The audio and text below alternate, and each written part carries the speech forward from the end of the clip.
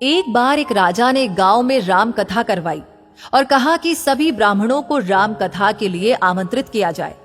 राजा ने सबको राम कथा पढ़ने के लिए यथास्थान बिठा दिया। एक ब्राह्मण अंगूठा छाप था, उसको पढ़ना लिखना कुछ नहीं आता था। वो ब्राह्मण सबसे पीछे बैठ गया और सोचा कि जब पास वाला पन्ना पलटेगा तब मैं भी पलट दूंगा। काफी देर देखा कि पास बैठा व्यक्ति पन्ना नहीं पलट रहा है।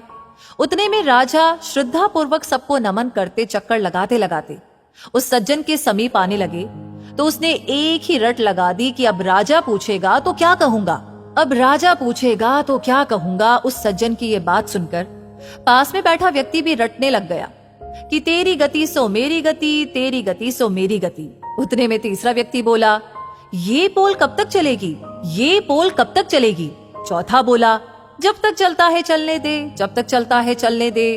वे चारों अपने सिर नीचे किए इसी तरह ही रट्टा लगाए बैठे रहे कि जब राजा ने उन चारों के स्वर सुने, राजा ने पूछा कि ये सब क्या गा रहे हैं, ऐसे प्रसंग तो रामायण में हमने पहले कभी नहीं सुना। उतने में एक महात्मा उठे और बोले, महाराज ये सब रामायण का ही प्रसंग बता रहे हैं। पहला व्यक्ति है और ये बहुत ही विद्वान है। ये बात सुमंत ने यानी अयोध्या कांड में कही। राम लक्ष्मण सीता जी को वन में छोड़कर घर लौटते हैं, तब ये बात सुमंत कहता है कि अब राजा पूछेंगे तो क्या कहूंगा, अब राजा पूछेंगे तो क्या कहूंगा। फिर पूछा कि ये दूसरा कहता है कि तेरी गति सो मेरी गति।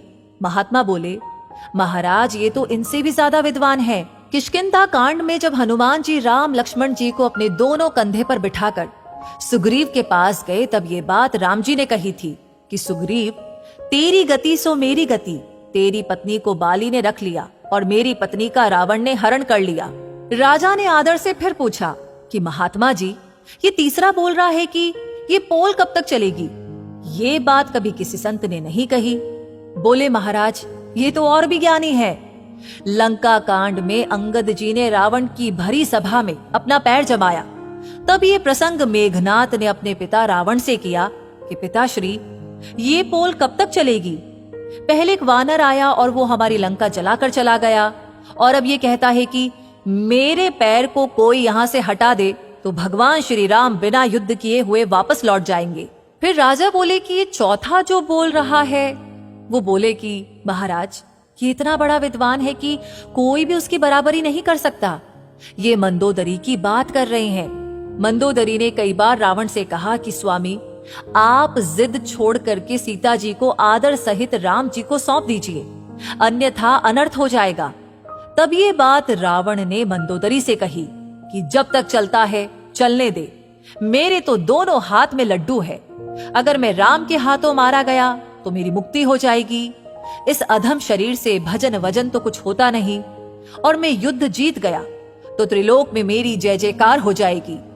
राजा इन सब बातों से चकित रह गए। बोले कि आज हमें ऐसा अद्भुत प्रसंग सुनने को मिला कि आज तक हमने नहीं सुना।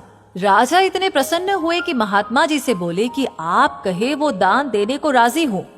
उस महात्मा ने उन अनपढ़ ब्राह्मणों को अनेकों दान दक्षिणा दिलवा दी। इन सब बातों का एक ही सार है कि कोई अज्ञानी, कोई नास्तिक, कोई कैसा भी क्यों ना हो, रामायण भागवत जैसे महान ग्रंथों को श्रद्धा पूर्वक छूने मात्र से ही सब संकटों से मुक्ति हो जाती है, और भगवान का सच्चा प्रेमी हो जाए उनकी तो बात ही क्या है। मत पूछिए कि वो कितने धनी हो जाते हैं।